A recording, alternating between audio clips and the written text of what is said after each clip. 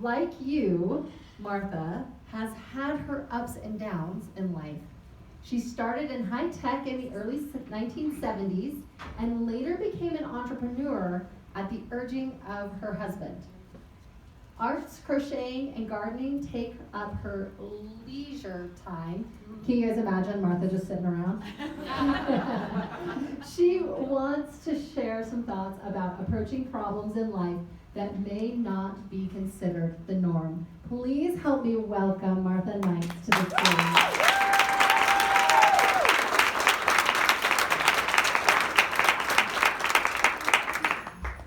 Okay. How many of you know what BHAG is? BHAG. Go ahead. Big, hairy, audacious goal. How many of you know what BHAP is? I coined a new phrase. Big, hairy, audacious problem. About 20 years I had a BHAP.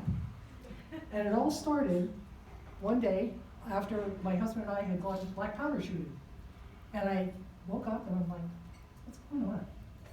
From my knees to my ankles were red, and it was kind of burning. I couldn't figure out, what was going on. So I made an appointment. I saw a dermatologist, and I'm like, what? He says, well, it itches, right? I went, no, it feels like it's burning. He said, well, it's probably non-specific contact dermatitis. And for those of you that have been around the medical profession, that means I haven't a clue, but it's probably an allergic reaction. So they said, okay, no perfumes, no dyes. So I went that route. Fast forward 9 months to May of 1997.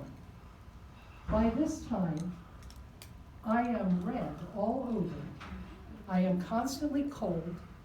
My husband said I look like a radiation burn victim because my skin looked like crumpled rice paper. Nobody could figure out what was going on. The month before was the first blood test that was slightly out of bounds. So at this point, I have also lost every hair on my body. And I'll tell you something, ladies. Losing your hair is one thing. Losing it on your legs, who cares? But losing your eyelashes and eyebrows make you feel sexless. You feel like an egg. You have no definition. So I'm like, okay, this is after 8 specialists, and I go see my GP and I'm going, hey, what's going on? He says, I'm going to send you to a crack diagnostician. Okay, fine. So I go see Dr. David Headley. And I recount all of the blood tests, the testing, the doctors, everybody I've seen. 8 specialists. He's a hematologist oncologist.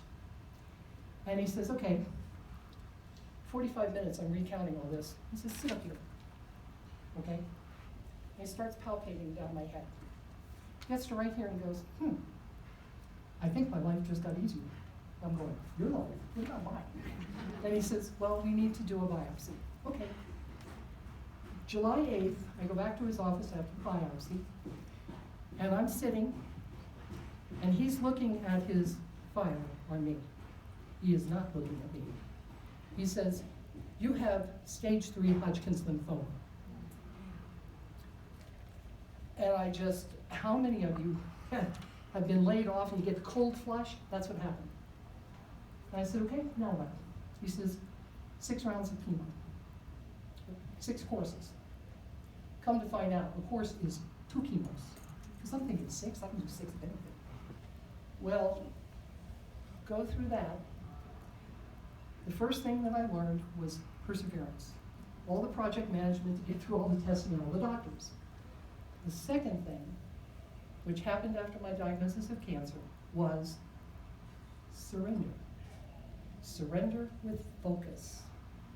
Because when you fight, it brings on negative emotions. And what you need during that process is love and positivity. The other thing that is key is gratitude. And it's gratitude for all the people who have come up to me when I was out with my chemo cap, a smile, helped me out, called, sent cards. It's amazing. And our friend, Susan Whited, is now going through cancer. So I ask that you send her all the love that you can. I set up a meal train for her. If you can do it, great. But I want to leave you with this. In 6 days, it will be my 21st anniversary of my last chemo.